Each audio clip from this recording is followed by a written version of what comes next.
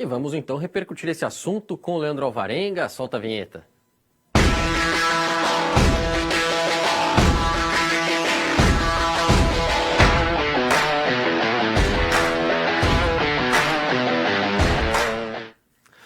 Leandro Alvarenga já está por aqui conosco. Muito boa noite, Leandro. Tudo bem? Boa noite, Bruno.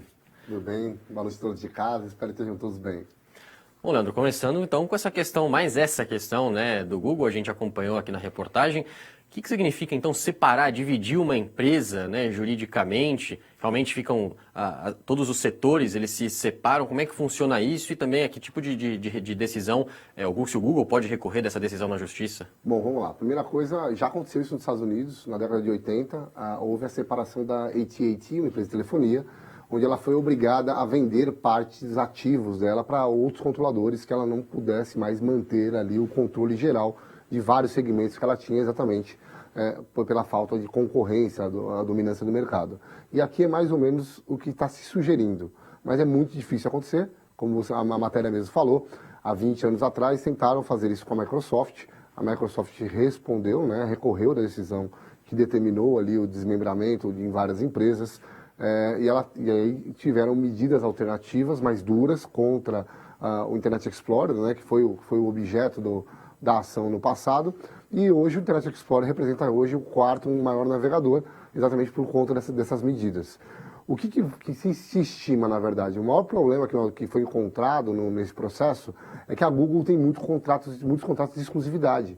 Então, o que acontece? Ela pagou para a Apple, pagou para o sistema Android, pagou para outros sistemas para ter exclusividade, como Mozilla, por exemplo, um gasto aí de mais de 20 bilhões de dólares, que fez com que ela dominasse 90% do mercado de buscadores.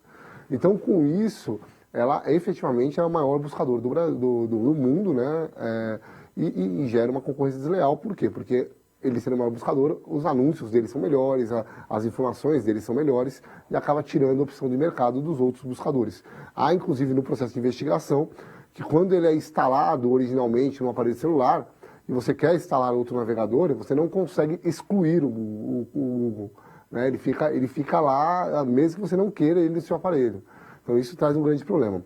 Então, a princípio, o que estão buscando medidas alternativas, porque sabem da dificuldade que vai ser determinar a venda de negócios da empresa, mas eu acredito que é mais provável que essa segunda fase ela parta para um desmembramento nas exclusividades, acabando com os contratos de exclusividade, proibindo de se fazer novos, né?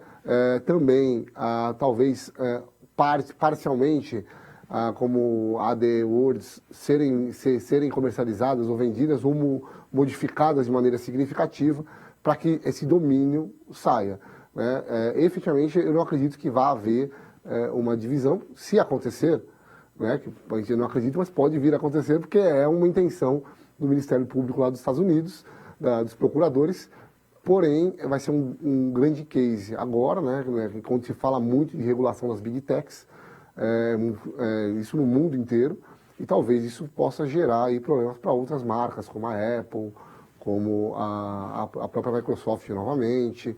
Então, eu acredito que isso vai ser um caso de relevância e que vai balizar aí o direito americano. Mas, num primeiro momento, eu não acredito que vá haver essa divisão de empresa. Eu acredito que vai haver, sim, restrições aos produtos para impedir que essas marcas são penas de multas e indenizações. Lembrando que a Google também já foi condenada na Europa por tal prática, né?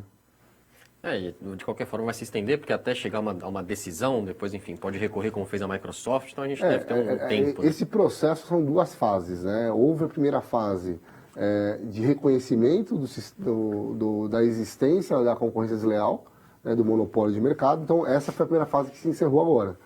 E agora tem que ser a segunda fase, né? O que nós vamos fazer para impedir que essa concorrência continue e que libere o mercado. Então, nesta fase que nós estamos, vamos dizer assim, que seria no Brasil a execução da sentença, né? Vamos acabar com aquele problema que foi identificado e já foi decidido pelo juiz. Agora, indo para a nossa próxima questão, né, encerrar essa muito bem explicada, né, esse ponto sobre essa possível divisão do Google, a gente falou ontem aqui, Alvarenga, sobre a xAI, que é a empresa de inteligência artificial do Elon Musk. Ele lançou, então, esse gerador de imagens no Grok, né, que é o chatbot do X, né, da xAI, só que os primeiros exemplos de conteúdos gerados por meio do Grok indicam que há pouquíssimas restrições sobre o que os usuários podem fazer. Então, tem imagens violentas, tem referências a drogas ilícitas, tem imagem de celebridade, mesmo sem o consentimento dessa celebridade. Enfim, então não é muito politicamente correto, né, por assim dizer. Quais consequências a xAI pode sofrer ou isso vai variar de país para país, de legislação para legislação? No geral, varia de legislação para legislação, mas falando num direito internacional, o direito à imagem é um direito protegido. Né? Então, a utilização de imagem sem o consentimento ou autorização do detentor daquela imagem, isso gera responsabilidade civil. Né? Você colocando ela em situações de crimes ou danosas à imagem dela mesmo, né? Eu vi, por exemplo, uma foto que foi criada do presidente Barack Obama com uma faca, acho que no pescoço Exatamente, do Biden. Do Biden, né? Também vimos aí algumas imagens do Trump atirando em eleitores, coisas que remetem a crimes. O primeiro ponto de atenção é que quase todas as legislações ou orientações que estão sendo dadas no mundo é que toda imagem criada por IA deve vir com a menção que foi criada por IA. E isso não tem nesse aplicativo. Né? Segunda coisa é a responsabilidade dos agentes. A responsabilidade, nós temos dois responsáveis ali. O quem pediu para fazer a imagem, né? Ele é o principal responsável, ele tem a ação de fazer a imagem, então ele pode responder civilmente e também criminalmente, dependendo do que for feito. E a empresa, ela tem a obrigação de impedir que crimes sejam cometidos. Apesar dela não querer diretamente fazer aquilo, ela deixou de ter os mecanismos de segurança necessários e aí ela pode ser responsabilizada pela omissão. Né? E a omissão dela, e como colaboração a quem comete crime, ela vai poder responder também, criminalmente e civilmente, pelos danos que eventualmente a sua IA causaram. Perfeito. Mais uma excelente explicação aqui para a gente entender, porque esse assunto não vai dar o que falar, porque a gente está no começo, né, dessas inteligências artificiais e muitas empresas já se preocupam, né, quando tem algum erro. A OpenAI se preocupou ali, o Google chegou até a tirar a Gemini do ar, mas por enquanto a xAI está firme nesse posicionamento aí de tentar fazer, alegando liberdade de expressão. Né? É bom lembrar que assim, eu sou um defensor ferrenho da liberdade de expressão, mas a liberdade de expressão também tem seus limites. E o limite é quando você atinge a honra de alguém, você ultrapassa a barreira do direito de outra pessoa, né? Nós temos o ChatGPT, que tiveram diversos problemas com ele no início dele, por propagação de notícias falsas. Ele imputava crimes a pessoas que não tinham crime, porque algum usuário direcionou. E ele podia ser, em alguns países, ele foi processado em decorrência dessa transmissão falsa de notícias, né? Então, existe uma responsabilidade, apesar do desenvolvedor não ter tido a intenção indireta de cometer aquele crime, a sua omissão e o não criar os requisitos, ela colaborou com a possibilidade, então ele vai responder, inclusive para reparar os danos. Então, assim, é muito complexo, tem muitas legislações ainda sendo discutidas no mundo. A Europa tem o AI Act dela, mas ainda tem muita discussão sobre como implementá-lo nos países. Aqui no Brasil nós temos aí nosso projeto de lei, que também tem muita discussão, já falamos de coisas boas e coisas ruins dele aqui, mas a legislação civil e penal, ela consegue responsabilizar, inclusive, os desenvolvedores dessas tecnologias, Bruno. Encerrando o nosso giro por Big Techs, né, que hoje as Big Techs estão em foco aqui no seu direito digital. Ontem, a Justiça Federal de São Paulo determinou por liminar que o WhatsApp não pode mais compartilhar dados de seus usuários no Brasil com outras empresas do grupo visando publicidade. O que está em jogo e como que o uso, né, por parte dos usuários, né, como é que o dia a dia dos usuários nessas redes sociais ele pode mudar em razão dessa decisão?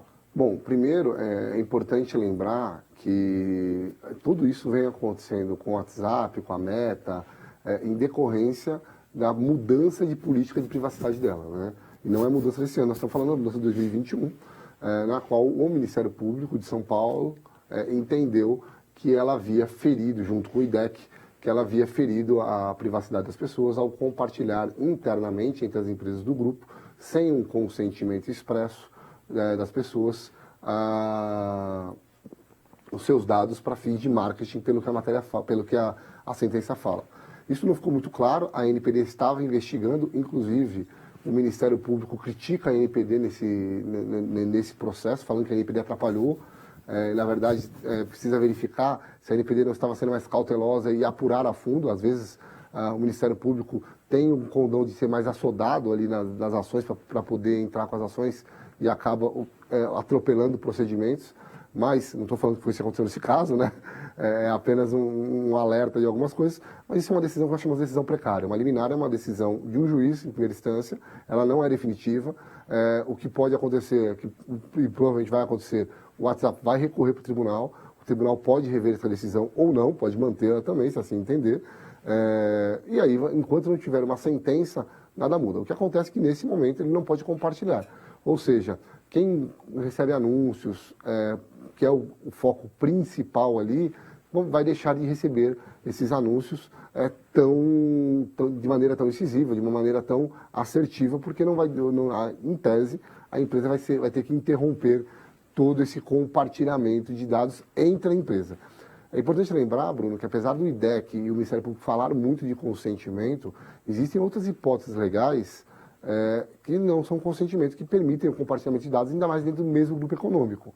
Né? A questão é entender, e aí a Justiça tem que entender, e a NPD, eu acredito que seja o órgão melhor ali para fazer essa interpretação, até mesmo melhor que o Ministério Público, para poder verificar se houve ou não um abuso ali. Você viu que a própria NPD, no caso da IA, ela mandou suspender a utilização de dados pessoais para IA de algumas empresas. Né?